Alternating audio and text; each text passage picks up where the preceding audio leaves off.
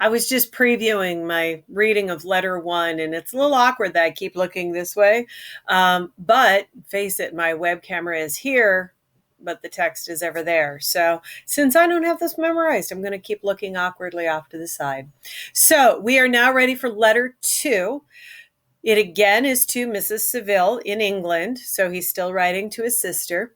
But this time it is in Archangel. So he has managed to travel north where he said the whaling ships leave to go sail the North Sea.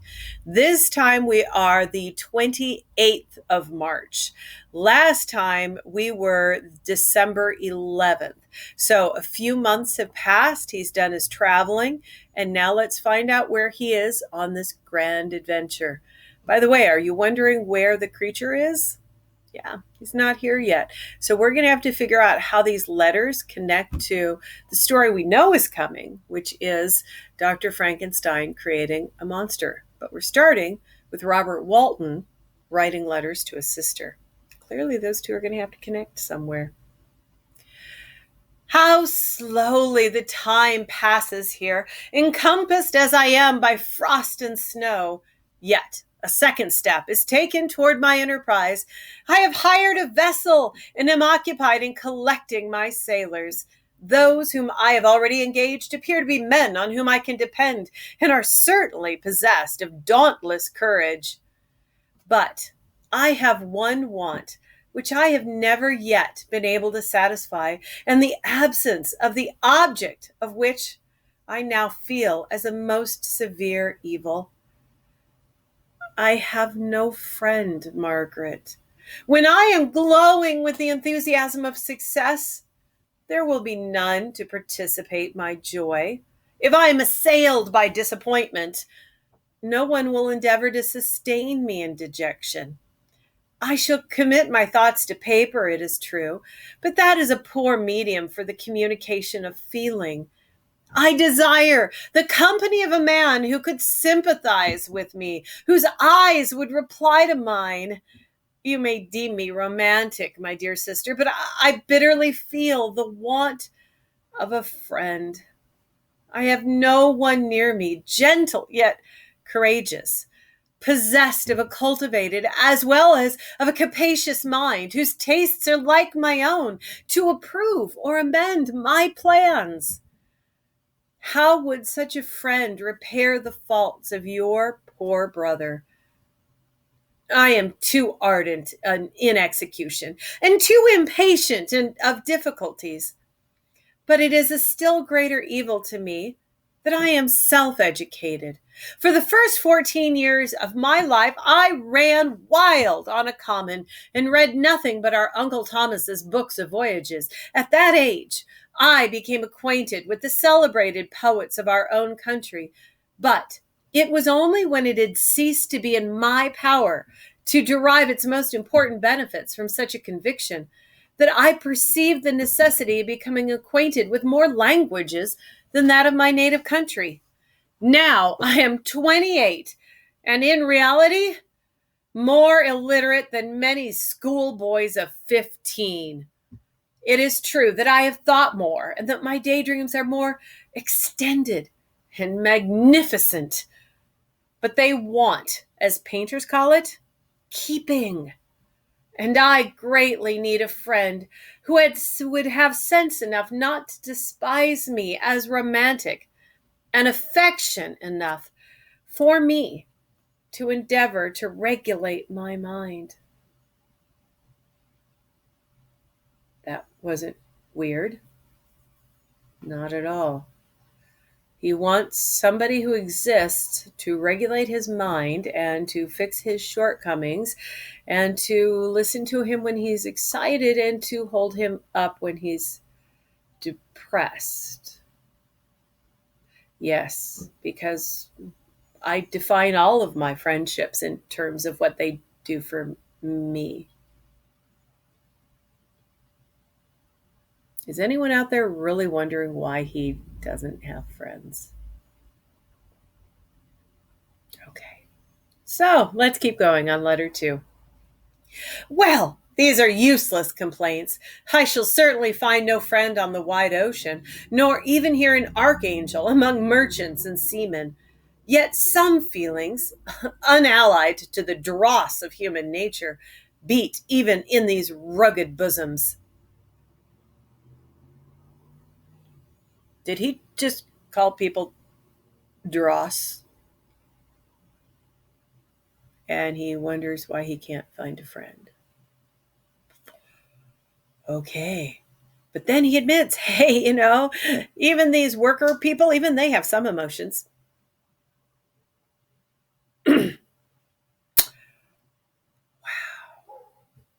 My lieutenant, for instance, is a man of wonderful courage and enterprise. He is madly desirous of glory, or rather, to word my phrase more characteristically, of advancement in his profession. He is an Englishman, and in the midst of national and professional prejudices, unsoftened by cultivation, retains some of the noblest endowments of humanity. I first became acquainted with him on board a whale vessel. Finding that he was unemployed in the city, I easily engaged him to assist my enterprise.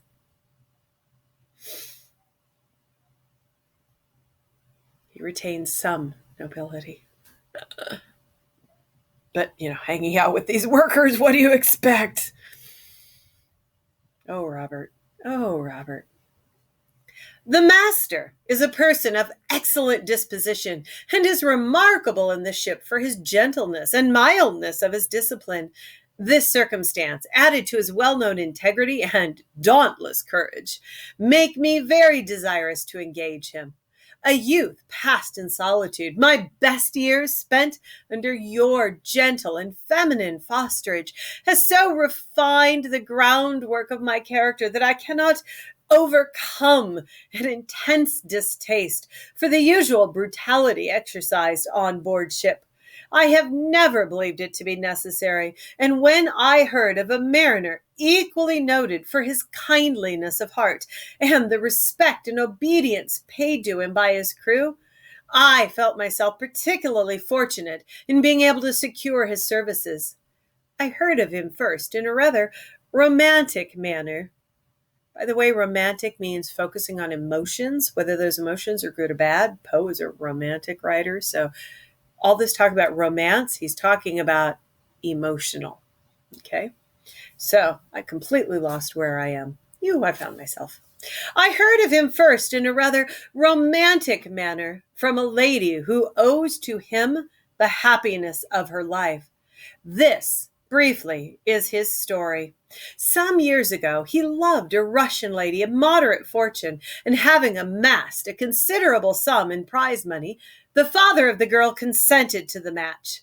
He saw his mistress once before the destined ceremony, but she was bathed in tears and, throwing herself at his feet, entreated him to spare her, confessing at the same time that she loved another, but that he was poor and her father would never consent to the union. My generous friend reassured the suppliant, and on being informed of the name of her lover, instantly abandoned his pursuit. He had already bought the farm with his money, on which he had designed to pass the remainder of his life, but he bestowed the whole on his rival, together with the remains of his prize money to purchase stock, and then himself solicited the young woman's father to consent to her marriage with her lover. But the old man decidedly refused, thinking himself bound in honor to my friend, who, when he found the father inexorable, quitted his country, nor returned until he had heard that his former mistress was married according to her inclinations. What a noble fellow, you will exclaim. He is so. But then he is wholly uneducated. He is silent as a Turk, and a kind of ignorant carelessness attends him, which, while it renders his conduct the more astonishing, detracts from the interest and sympathy which otherwise he would command. What was Robert just complaining that he needed to have? Yeah. Are you connecting the dots the same way I am? Okay, let's hear the rest of his letter. Yet do not suppose, because I complain a little, or because I can conceive a consolation for my tolls, which I may never know, that I am wavering in my resolutions. Those are as fixed as fate, and my voyage is only now delayed until the weather shall permit my embarkation. The winter has been dreadfully severe, but the spring promises well, and it is considered as a remarkably early season, so that perhaps I may sail sooner than I expected. I shall do nothing rashly. You know me sufficiently to confide in my prudence and considerateness whenever the safety of others is committed to my care. I cannot describe to you my sensations on the near prospect of my undertaking. It is impossible to communicate to you a conception of the trembling sensation, half pleasurable and half fearful, with which I am preparing to depart. I am going to unexplored regions, to the land of mist and snow, but I shall kill no albatross. Therefore, do not be alarmed for my safety, or if I should come back to you as worn and woeful as the ancient mariner, you will smile at my illusion. But I will disclose a secret. I have often attributed my attachment to, my passionate enthusiasm for, the dangerous mysteries of the ocean to that production of the most imaginative of modern poets. There is something at work in my soul which I do not understand. I am practically industrious, painstaking, a workman to execute with perseverance and labor.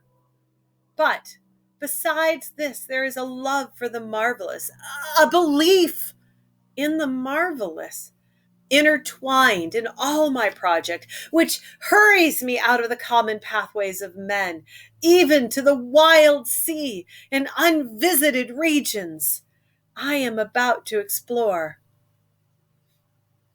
But to return to dearer considerations, shall I meet you again after having traversed immense seas and returned by the most southern cape of Africa or America? He thinks he's going to sail all the way around the North Pole and go around and come up the other side. Oh, sweetie. Okay. Shall I meet you again after having traversed immense seas and returned by the most southern cape of Africa or America? I dare not expect such success. Yet I cannot bear to look on the reverse of the picture. He can't bear to consider he's going to fail at sailing around the globe top to bottom. Continue for the present to write to me by every opportunity. I may receive your letters on some occasions when I need them most to support my spirits.